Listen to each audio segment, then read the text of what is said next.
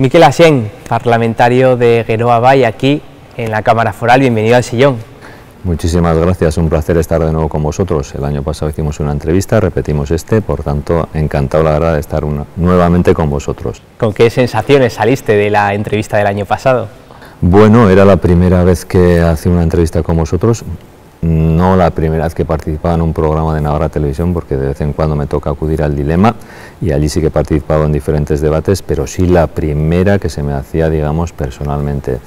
Bueno, yo creo que fue bien, me sentí cómodo, sí que hubo alguna pregunta quizás, sobre todo las de más ámbito personal, que bueno, que quizás te sitúan un poco ahí, una escena un poco más personal y te resultan un poco más difíciles entre comillas, pues porque bueno, rompen un poco con lo que es la dinámica no habitual de preguntas referidas a la actividad política, al Parlamento y tal, sino que se centran ya en cuestiones más personales, ¿no? Pero bueno, bien, cómodo, y yo creo que salió bien, por lo menos desde aquí la vi bien, no sé cómo la veréis vosotros, que es otra valoración que tendríais que hacer. ¿Eres partidario de que se sigan haciendo esas preguntas personales o habría que centrar más al político en su actividad? Hombre, no está de más el conocer un poco de cuestiones personales de cada uno de nosotros o de cada una de nosotras, ¿no? Pero es complicado llegar hasta dónde o saber hasta dónde se puede incidir en la vida, digamos, personal de cada uno, ¿no? Quizás un poco genéricas, sí, sin entrar tanto quizás al detalle, pero no está de más que la gente, el público, nuestros votantes y nuestras votantes sepan, bueno, un poco algo relacionado con nuestras vidas personales. Tú como periodista ahora mismo, ¿cómo ves un poco la situación de los medios de comunicación que están en el foco? Yo creo que existe una gran polarización, de la misma manera que existe, digamos, en el ámbito político, se han ido polarizando posturas. Creo que lo mismo está ocurriendo en los medios de comunicación.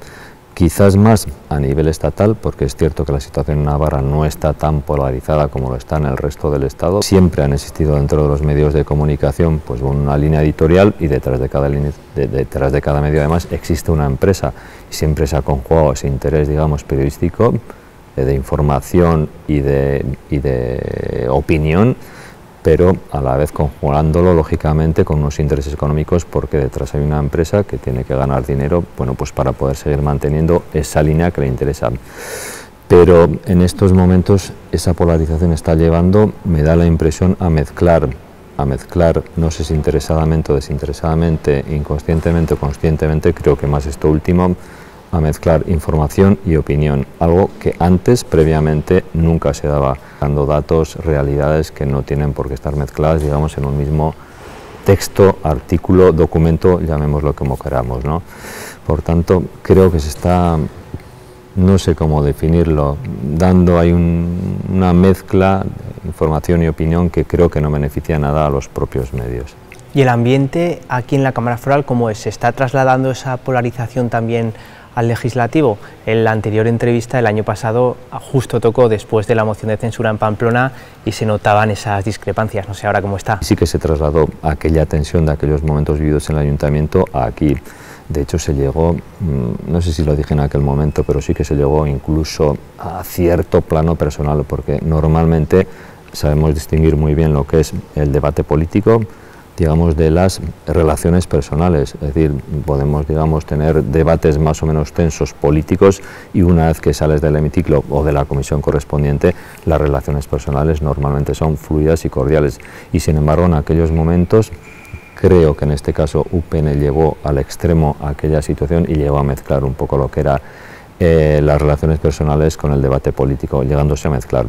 Afortunadamente, pues bueno, el tiempo, como se dice, va curando las heridas, pues el tiempo ha ido transcurriendo y ha ido cerrando aquello, con lo cual esas relaciones personales han ido tomando nuevamente pues la medida en que se tenían que desarrollar con la normalidad que había anteriormente, ¿no? Por tanto, eso se perdió, y afortunadamente en estos momentos pues las relaciones son normalmente cordiales. Sí que hay un detonante en esta legislatura que antes no existía en la legislatura anterior, que es la entrada de Vox, que sí que, bueno, pues muchas de sus actuaciones yo creo que es precisamente lo que busca, que se hablen de ellos para bien o para mal, pero ponerse en el centro a base de, bueno, pues discursos fuera de tono, con falta de respeto al resto, en fin, yo creo que eso sí que ha polarizado en cierta medida algunas posturas, pero el resto en general, en el resto en general no existe esa polarización que creo que sí que existe en el Estado, afortunadamente, porque creo que para un debate sereno, para poder acercar posturas, para poder llegar a acuerdos, siempre es mejor una situación de acercamiento, de normalidad, al menos dentro de las diferencias políticas e ideológicas que todos y cada uno de los grupos lógicamente tenemos. Esta semana se ha hablado mucho de la resignificación del monumento a los caídos. ¿Qué relación tiene Gero Abay con las asociaciones memorialistas que dicen que se sienten traicionados con ese acuerdo entre H. Bildu, Gero Abay y PSN?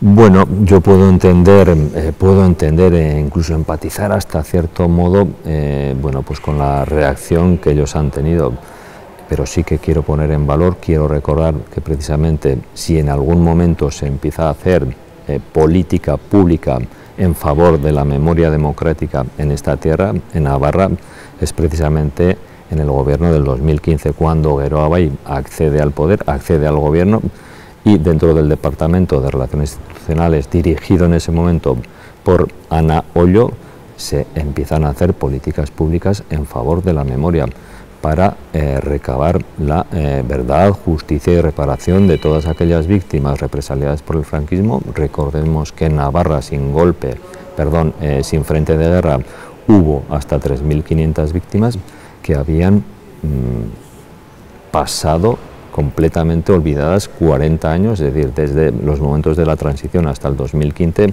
no hubo una política pública en favor de todas esas víctimas.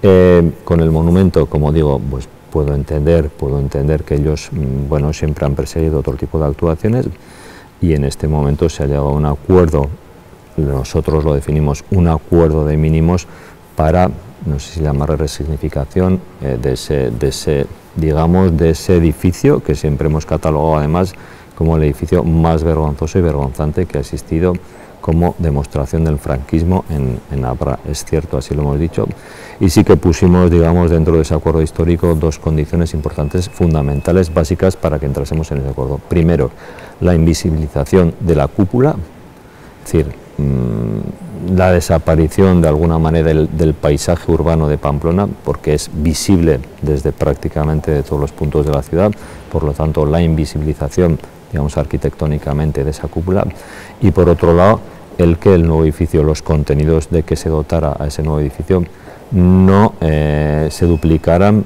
con el Instituto Navarro de la Memoria, bueno, con el edificio que va a albergar el Instituto Navarro de la Memoria, que es precisamente el edificio del Marqués de Rozalejo, donde ya las obras están bastante avanzadas y bueno, pues a lo largo de esta legislatura, digamos, veremos ya que el instituto se traslada allá y allí desarrolle su, digamos, su actividad. La ley de medidas fiscales y tributarias también está acaparando gran parte de la mirada esta semana. Quería preguntarte qué opinión tiene Gero Abay cuando UPN llama a vuestra formación, que son los pagafantas del gobierno, porque quien marca la hoja de ruta fiscal es H. Bildu.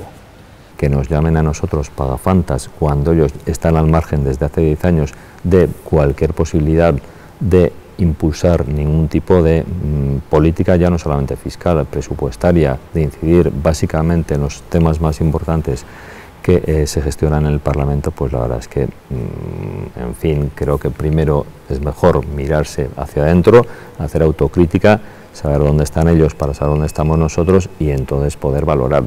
Y efectivamente, si hablamos ya de cuestiones fiscales, igual que en los presupuestos, es decir, nos sentamos, hablamos de determinadas cuestiones, negociamos y acordamos, y todos dejamos en una negociación, todos dejamos pelos en la gatera. Nunca se consigue el 100% de lo que nosotros pretendemos. Y por mencionar algunos de los temas fiscales, podemos hablar de las medidas fiscales que se van a implementar en el sector primario, algo demandado, recordemos las movilizaciones habidas por los agricultores a principios de año, parece que se nos ha olvidado.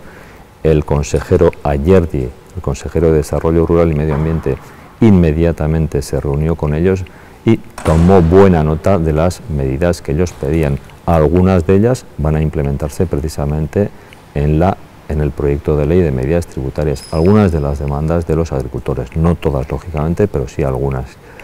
Por ejemplo, pues el incremento del volumen de negocio de 300 a 350.000 euros para poder hacer una declaración por estimación directa especial, o la exención de determinadas ayudas de FEAGA o FEADER, o de impulso de una nueva actividad agraria.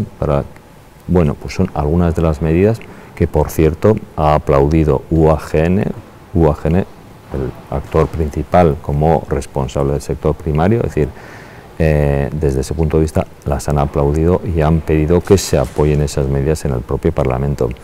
O las relacionadas con la transición ecológica, sobre todo referidas a la compra de vehículos eléctricos, porque estamos hablando de una transición del motor de combustión al vehículo eléctrico, estamos hablando de transición ecológica, por tanto, medidas necesarias con el incremento del índice de posible deducción de 32 a 35.000 euros.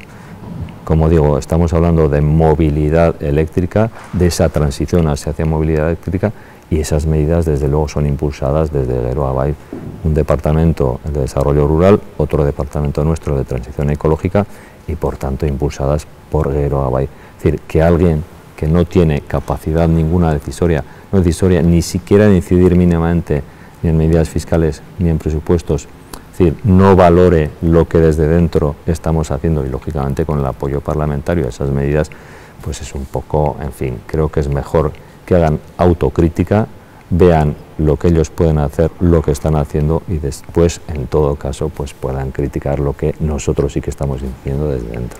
Formas parte de la Comisión de Industria. ¿Recomendarías a un ciudadano navarro cogerse un coche eléctrico o comprarse? Sí, sin duda. Es iba a decir el futuro, pero casi diría que es el presente. Sabemos que hay muchas dudas, sobre todo por dos cuestiones. Primero, por el precio, porque en estos momentos sí que es cierto que es caro, pero afortunadamente en Navarra hemos implementado esas medidas de las que hablaba anteriormente, medidas fiscales, y por otro lado hemos implementado también, o nos hemos servido de utilizar medidas implementadas desde el Estado, como el Plan MOVES, que permite ayudas directas, y Navarra ha sido la comunidad autónoma con gran diferencia que mayores recursos ha utilizado de ese Plan MOVES. Por tanto, ayudas directas y medidas fiscales. Sí que es cierto, repito, siguen siendo más caros. Esperemos que la propia trayectoria, la propia demanda, la propia reconversión del sector industrial del automóvil vaya hacia una mayor producción, y por tanto el precio se vaya abaratando. Tiene que ser el objetivo si queremos competir además con el gran, valga la expresión, motor en este momento automovilístico que es China. Si queremos competir con China tenemos que ir a abaratar costes, por tanto abaratar al vehículo.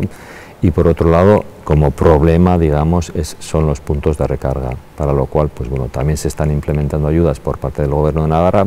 Sí que eso, bueno, lógicamente no viajamos solamente en Navarra, ¿no? Quienes utilizamos el vehículo, pues en ocasiones salimos de nuestro perímetro de comodidad, vamos de vacaciones, nos movemos, y sí que necesitamos a nivel estatal puntos efectivamente de recarga. Es decir, eso entiendo que se irá implementando, porque no solamente es el presente, es el futuro. Si queremos pasar lógicamente del motor de combustión hacia la movilidad eléctrica, y o lo hacemos ya, porque hay que hacerlo ya, porque hemos hablado muchas veces de que el planeta no tiene plan B, es decir, y los niveles de contaminación en estos momentos no se exigen ya esa transición hacia esa movilidad, hacia ese tipo de movilidad que contribuye a la descarbonización, digamos, del planeta. Por tanto, no solamente presente, sino también, o sea, no solamente futuro, perdón, sino también presente ya. ¿Hay silencio por parte de los socios del Ejecutivo Central y también navarro en torno al caso Koldo y las acusaciones del empresario Víctor Aldama? No, silencio no. Alguien nos acusaba ayer, he leído en la prensa, en las declaraciones que se hacen todos los lunes después de la mesa y junta de portavoces, de silencio. Silencio no, en todo caso respeto a un tema que está judicializado. Veremos por dónde se desarrolla. Ha habido declaraciones en esta última semana por parte del señor Aldama referente a una serie de políticos, el señor Ábalos, el señor Koldo, que es, digamos, quien da el nombre a la instrucción en general, sobre el señor, en fin, sobre una serie de miembros del Partido Socialista. Creemos que hay que respetar el proceso que se está llevando judicialmente. y luego demostrar realmente las acusaciones que en este caso ha realizado el señor Aldama, porque uno delante de un juez puede decir cualquier, cada uno sabrá lo que dice delante del juez por las responsabilidades o las consecuencias que puede acarrear, pero entendemos que cuando se hace una declaración del tipo que sea, luego realmente se tendrá que justificar y habrá que esperar si realmente, bueno, pues lo dicho por el señor Aldama es cierto o no. Lo determina el juez con sus actuaciones posteriores y las muestras o en fin, lo que pueda demostrar el señor Aldama referente a esas acusaciones que ha lanzado públicamente, bueno, básicamente ante el juez, pero que han tenido eco mediático. Estamos terminando ya, rápidamente, ¿eres más de La Revuelta o El Hormiguero? Pues la verdad es que no sigo ninguno de los dos, pero en caso de seguir no tengo ninguna duda de que lo haría con La Revuelta. Y ya te digo que veo muy poca televisión, en alguna ocasión he llegado a ver haciendo prácticamente zapping algunos minutos algo de La Revuelta. El Hormiguero no lo veo nunca, en sus tiempos, en sus inicios llegué a ver algo también haciendo zapping y desde luego en estos momentos me decantaría por La Revuelta sin ninguna duda. El próximo 3 de diciembre es el Día de Navarra y el Día del Euskera, que vas a celebrar con más fuerza. Bueno, yo creo que son compatibles ambos dos, ¿no? El Día de Navarra y el Euskera, porque ambos dos, digamos, constituyen un uno. Es decir, no se entiende Navarra sin el Euskera y no se entendería el Euskera tampoco sin Navarra. Es decir, creemos que el origen, la fuerza, digamos, del Euskera precisamente radicó aquí en nuestra tierra, fue de donde se expandió posteriormente, así lo dicen los anales históricos, desde donde se expandió al resto de rialdes que decimos nosotros, donde se habla euskera, pero básicamente constituyen uno, por tanto de ahí ese nexo de unión inseparable. No se puede celebrar el Día de Navarra sin el euskera y no se puede celebrar el Día del Euskera sin Navarra. Pues Mikel, esto ha sido todo, esperamos que veas la entrevista, aunque sea haciendo zapping. No, la veré con mucho gusto, desde luego. Un placer. Lo mismo.